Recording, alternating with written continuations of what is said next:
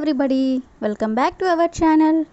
ఈరోజు వీడియోలో మనం మన డైలీ లైఫ్లో యూస్ చేసే కొన్ని వర్డ్స్ అండ్ సెంటెన్సెస్ని ఇంగ్లీష్లో ఏ విధంగా చెప్పాలో ఈ వీడియోలో తెలుసుకుందాం.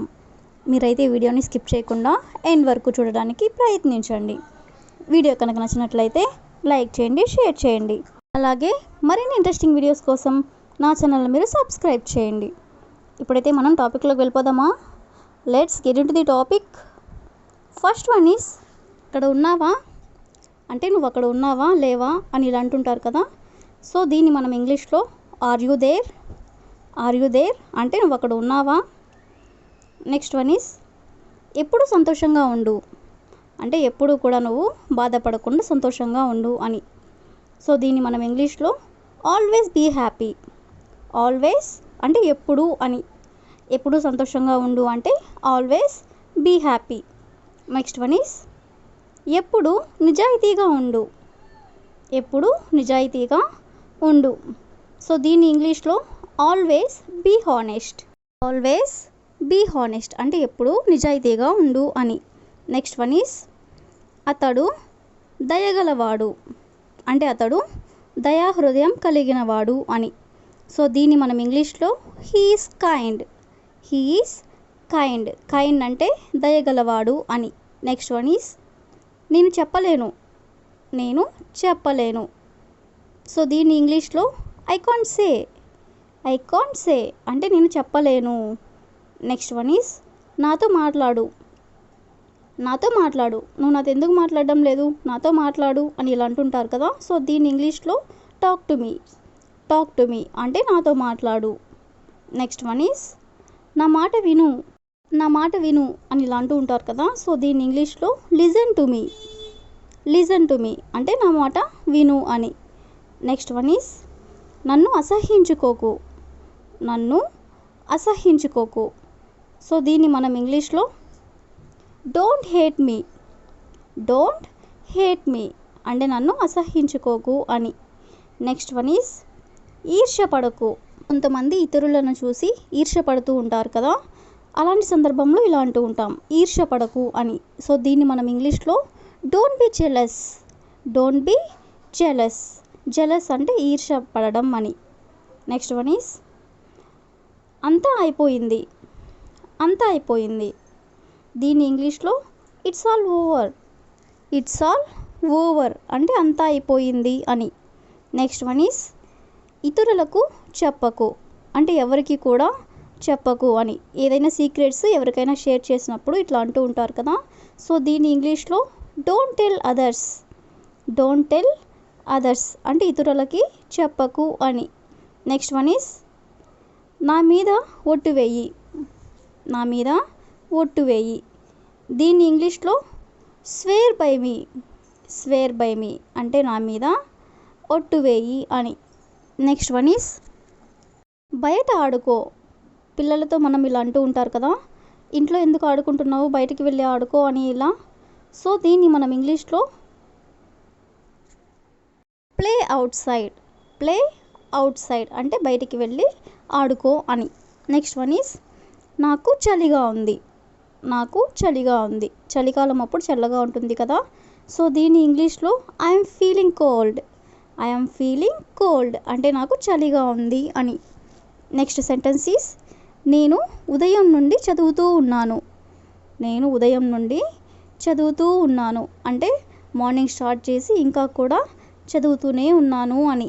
ఇలాంటి సెంటెన్స్ని మనం ఇంగ్లీష్లో I have been studying since morning అంటే ఏదైనా పని ఎప్పుడో స్టార్ట్ అయ్యి ఇంకా జరుగుతూ ఉన్నట్లయితే మనం హ్యావ్ బీన్ అనే హెల్పింగ్ వెర్బ్ని మనం యూజ్ చేస్తామన్నమాట.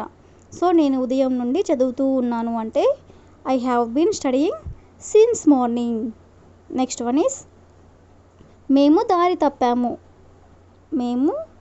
తప్పాము. సో దీన్ని మనం ఇంగ్లీష్లో we have last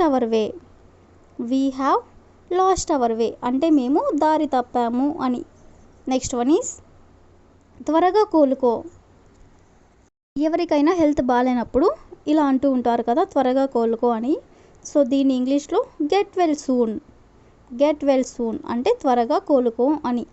next one is నేను ఇక ఎంత మాత్రం వేచి ఉండలేను. అంటే నేను ఇంకా అసలు వెయిట్ చేయలేను అని. సో దీన్ని మనం ఇంగ్లీష్లో I can't wait any longer. I can't wait any longer అంటే ఇక నేను ఎంత మాత్రం వెయిట్ చేయలేను అని. నెక్స్ట్ వన్ ఈస్ అతడు సారీ చెప్పాలి.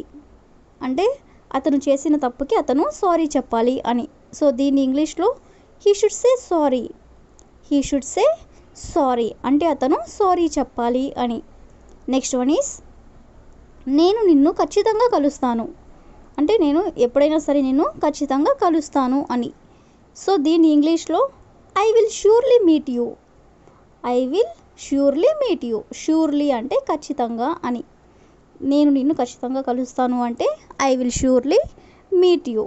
నెక్స్ట్ వన్ ఈస్ మీ ఆరోగ్యం జాగ్రత్త. మీ ఆరోగ్యం జాగ్రత్త. దీన్ని ఇంగ్లీష్లో take care of your health.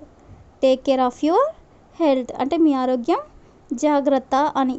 Next one is విషయానికి రండి. ఇలా అంటూ ఉంటారు కదా, ఎందుకు అనవసరమైన మాటలు మాట్లాడుతూ ఉంటారు, విషయానికి రండి అని ఈ విధంగా. సో దీన్ని ఇంగ్లీష్లో come to the point. Come to the point అంటే విషయానికి రండి అని. నెక్స్ట్ వన్ ఈస్ నాపై నాకు నమ్మకం ఉంది. నాపై నాకు నమ్మకం ఉంది. సో దీన్ని ఇంగ్లీష్లో I believe my self. I believe my self అంటే నాపై నాకు నమ్మకం ఉంది అని. నెక్స్ట్ వన్ ఈస్ రేపు నువ్వు ఎక్కడికి వెళ్తావు. అంటే రేపు నీ ప్లానింగ్స్ ఏంటి, ఎక్కడికి వెళ్తావు అని ఇలా అడుగుతూ ఉంటారు కదా. సో దీన్ని ఇంగ్లీష్లో where will you go tomorrow. Where will you go tomorrow అంటే రేపు నువ్వు ఎక్కడికి వెళ్తావు. నెక్స్ట్ వన్ ఈస్ నేను రేపు కాలేజ్కి వెళ్తాను. నేను రేపు కాలేజ్కి వెళ్తాను. సో దానికి రిలేటెడ్గా I will go to the college tomorrow. I will go to the college tomorrow అంటే రేపు నేను కాలేజ్కి వెళ్తాను అని. నెక్స్ట్ వన్ ఈస్ నీకు ఎవరు సహాయం చేస్తారు. అంటే నీకు ఇప్పుడు ఎవరు సహాయం చేస్తారు. సో దీని ఇంగ్లీష్లో who will help you. Who will help you అంటే నీకు ఇప్పుడు ఎవరు సహాయం చేస్తారు.